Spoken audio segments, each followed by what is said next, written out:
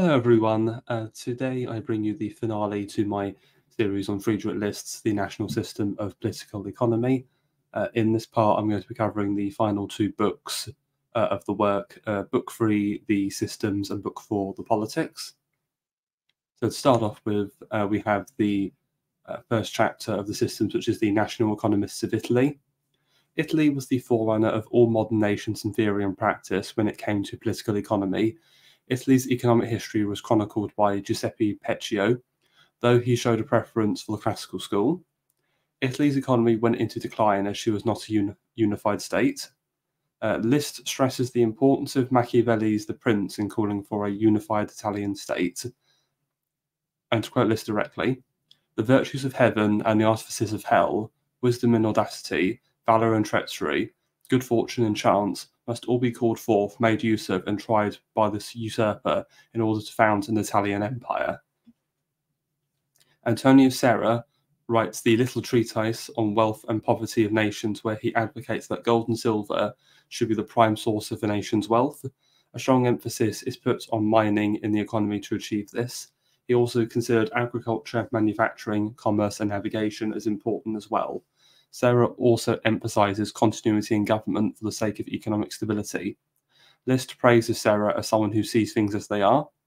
List is very critical of Cesare Beccaria for holding the same view as the French physiocrats in believing manufacturing to be worthless. He's also critical of Gaetano Filangieri for being anti-protectionist. List has a more favourable opinion of Pietro Verri, as he recognises that protection is needed for national industries. Next, we have his chapter on the industrial system. So this is List's own term for what we know as mercantilism, just to avoid any confusion of what he's talking about. So its rise in the early modern era was due to the European monarchies implementing protectionist policies. Most of the wealth and trade had been managed by republics, such as Venice and Genoa. However, this shifted over to the cities within the larger kingdoms. The increased prosperity led to a decline in feudalism and the power of the aristocracy, as the elites made further concessions to the new merchant class. Countries such as England benefited from the Reformation. France also did well, but suffered due to the privileges of the nobility and priesthood. Poland especially suffered due to her elective monarchy. List sees this as a positive development, as beforehand the feudal states had agricultural power, but little to no manufacturing or commercial power. The changes combined the best of both the municipal republics and the feudal states, as agricultural, manufacturing, and commercial power were in union. And to quote this directly, "The agricultural, manufacturing, commercial state is like a city which spreads over a whole kingdom, or a country district raised up to be a city." The industrial system had no prominent economist or theorist who was its champion. It was incrementally established through best practice. Furthermore, on the industrial system, the merits of such said system, as compared to later systems, List describes as follows: that it clearly recognises the value of native manufacturers and their influence on native agriculture, commerce, and navigation, and on the civilization and power of the nation, and expresses itself unreservedly to that effect. That it indicates what is in general the right means whereby a nation which is qualified for establishing a manufacturing power may attain a national industry. That it is based on the idea of the nation, and regarding the nations as individual entities, everywhere takes into account the national interest and national conditions. List's main criticisms of the industrial system are that it strictly enforces protectionism, regardless of whether it is manufactured goods or raw materials. It overly favours manufacturing to the detriment of agriculture, and doesn't sufficiently support free competition within the nation. Other economic schools have falsely criticised the industrial school for relying on accumulation of precious metals. And one other point is, though he says there's no real sort of theorist or champion of the industrial system, I would argue from reading the chapter that he seems to be quite keen on Jean-Baptiste Colbert, Louis XIV's finance minister. Next, we have the physiocratic or agricultural system. The system was begat from France's economic circumstances, as most of the land was in the hands of the aristocracy and clergy, and was cultivated by peasants. The peasants languished under oppressive serfdom, landowners were absentee, and had no interest in productive activity or agriculture. France was unable to import sufficient quantities of goods from the tropical countries, and there was insufficient production at home to exchange. Inland trade suffered due to excessive customs duties. List argues that the physiocrats did not criticise France's economic situation as did not want to lose the favour of the French monarchy and elite. They had put faith in free trade to enrich the country. The physiocrats included figures such as Francois Quesnay. They argued that land was the only source of wealth, so the majority of taxes and wealth production were to be deployed on agriculture. They also blamed the policies of Colbert and the manufacturing class for France's economic position. List argues France's position was due to the revocation of the Edict of Nantes, the wars of Louis XIV, and the profligate expenditure of Louis XV. And finally, for the systems, we have the system of values of exchange, or the classical school. Thought of Adam Smith's is a continuation of the physiocrats' arguments. This is through his insistence on free trade and underappreciating the power of manufacturing. Smith had stuck to absolute freedom of trade for a very long time, as it was something he had staked his reputation on. Smith disregards nationality and state power, and believes that only communities of individuals decide economic activity and can prosper. Therefore, individualism and materialism are Smith's only concerns. He completely ignores the power which can accumulate from a nation. List is extremely critical of this view and describes it as a shopkeeper's mentality.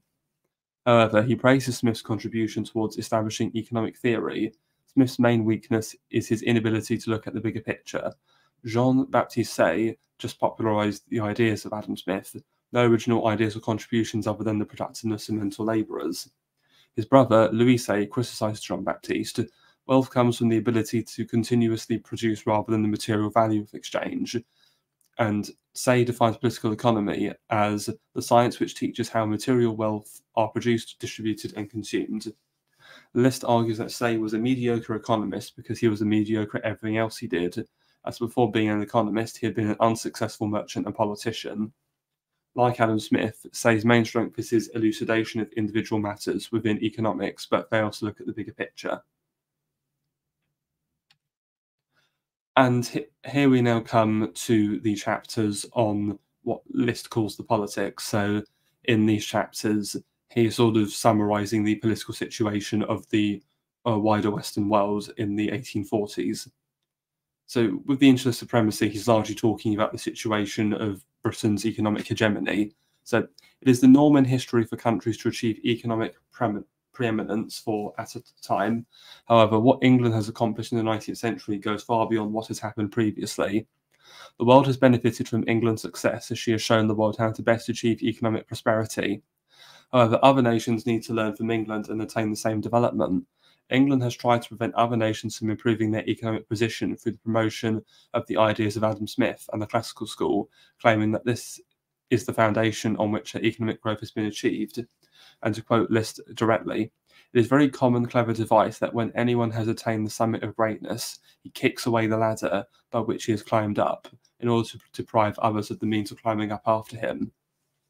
William Pitt the Younger promoted free trade in opposition to Napoleon's continental system, the latter of which was very unpopular. England's government had to balance promoting free trade whilst also restricting agricultural imports in the interest of the landed aristocracy. In America, the North and South had different views of its commercial relationship. The South wanted free trade so it could export its cotton. The North wanted protectionism to defend industry. France had free trade with Britain through the 1786 Eden Treaty.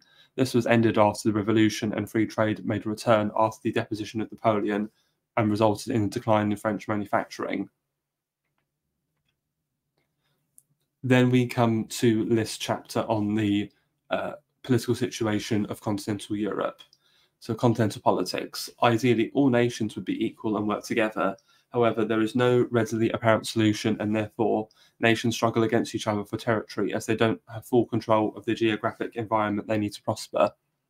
The interests of nations are always shifting and changing. Nations that are allies one moment will be enemies the next. That which people call maintenance of the European balance of power has always been nothing else than the endeavours of the less powerful to impose a check on the encroachments of the more powerful. The European powers were right to form a coalition against revolutionary France. However, once France was defeated, the coalition was no longer required. The July Revolution of 1830 in France brought about a rapprochement between Britain and France. a disunified Germany is preventing a peaceful union of Europe, as from its central position, it could influence affairs on both sides of the continent. England's naval hegemony could be challenged by all other powers if they work together to strengthen their naval power. The abolition of slavery in the British Empire will lead to increased civilization and productivity. There'll also be pressure in the United States to also abolish slavery. Asian power will crumple in the face of the European empires. Europe will have to civilize the East with its culture and institutions. Napoleon's continental system failed because it wasn't a true equal alliance of the continental powers against the British, but rather an extortionate arrangement that largely benefited France at the expense of her allies. A France allied with a unified Germany could contest British power, List concludes. And to finish off, we have List's chapters on the German Zollverein or customs union and its commercial policy.